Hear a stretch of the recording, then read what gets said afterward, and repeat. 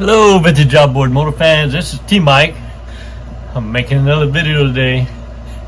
Today's video is going to be episode 2 of the Battle of the 18 Horsepowers. Second episode. If you watched the first episode, I have two 18 horsepowers, 1958 Johnson's FD12s that I can't get to run, and both of them are doing the same thing. Both of them are run choked, but when you unchoke them they die. Dead giveaway for a bad carburetor. So I made the video in episode 1 of both of my test motor and my restore for Joe that I'm trying to get done, and both of them are doing the same thing. I've cleaned the carburetors over and over, swapped them around. They both do the same thing, so I think it's two bad carburetors. Alright, so I'm trying to prove that here in episode 2. So I'm going to do two things in episode 2. First thing I'm going to do is I'm going to do the T-Mike trick of bypassing the fuel pump. That's right.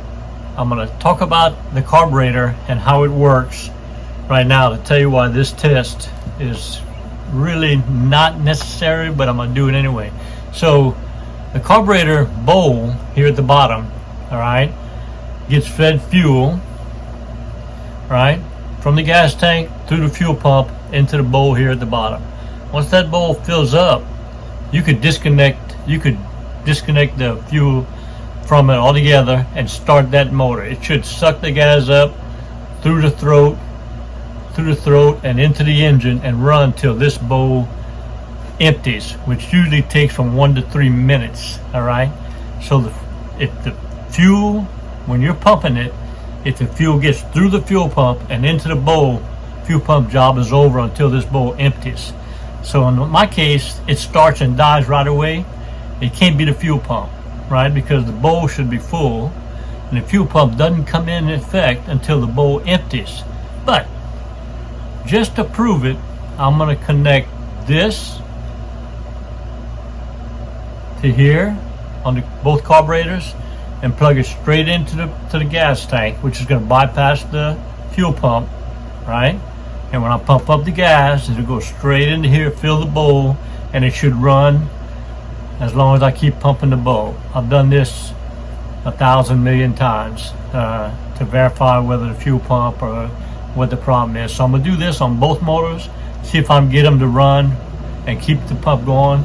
And I predict that it's going to fail, but you're going to see it when I do it. That's the first thing. I'm going to do the bypass the fuel pump test. The second thing we're going to do in this video is I found two carburetors in my eBay room.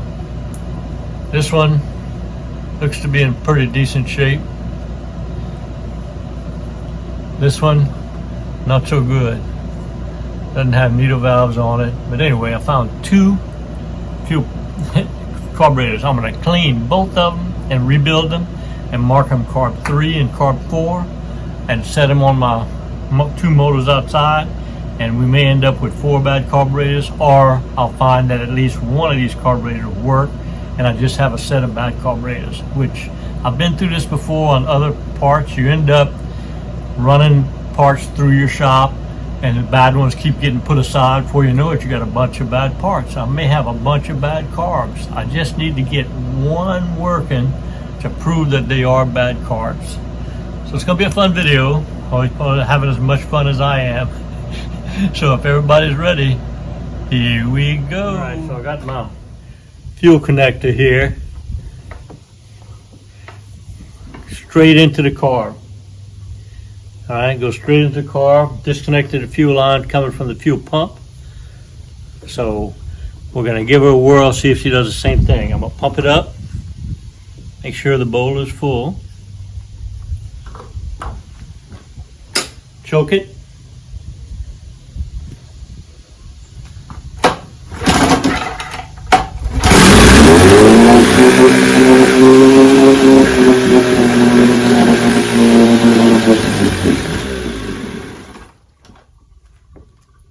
The minute I unchoke it, it stops. And I'm pumping the bulb to keep the bowl full. So bad carb. I'm not even going to test the second motor because I know it's a bad carb. So I'm going to clean my two carbs, number 3 and 4, bring them out here and we're going to replace carbs, see if we can fix it. Having fun. All right, I've cleaned carburetor 3. I've taken off 1. I'm going to go put 3 back on my test motor and see what the results are.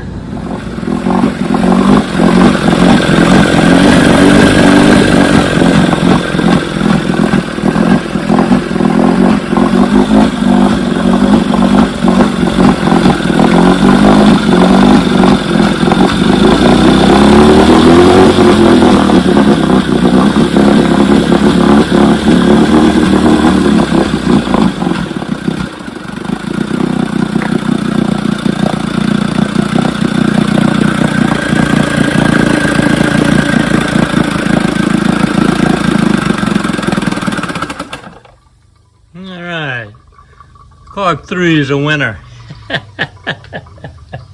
That tells me that carb 1 and 2 are bad. Now what's wrong with them, I don't know. I've cleaned them several times, but anyway, the moral of the story is if you have to choke it to keep it running, you got a clogged carburetor, not delivering fuel. That proves it with this carb number 3 good. So I'm going to clean carb 4 and put her on this motor, and I'm sure it's going to work. So that concludes the battle of the 18 horsepowers. 2 bad carburetors. We got a good one here. Hope y'all enjoyed the video. Hope I can go test out Mike's lower unit now and get Joel's restored to him. See you on next video. I hope you all enjoyed the video. I know I enjoyed making it.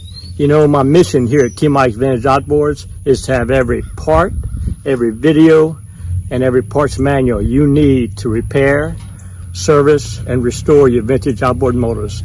And I think I'm there. I think I have it. So the best way to reach me is at my website, tmikesvintageoutboards.com. It's the first link down below in the description. On that website, I have all the links you need to contact me, provide the information I need for your one-stop shopping, all right? You can find all my parts right there. I have a parts broker link where you can submit a form to me to look for your hard-to-find parts. I have a mail-in repair link where you can click on it, talk about shipping your part to me for repair. I have a technical consulting link where you can donate to my site and ask me technical questions and get an answer. I also have a restorations link. You can click on that if you want me to restore your motor.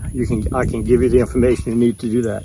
So my website is a wonderful thing. Please click on it, go to it in order to contact me. And remember, always remember, and never forget, here at T Mike's Vintage Outboards, we're doing it one motor at a time.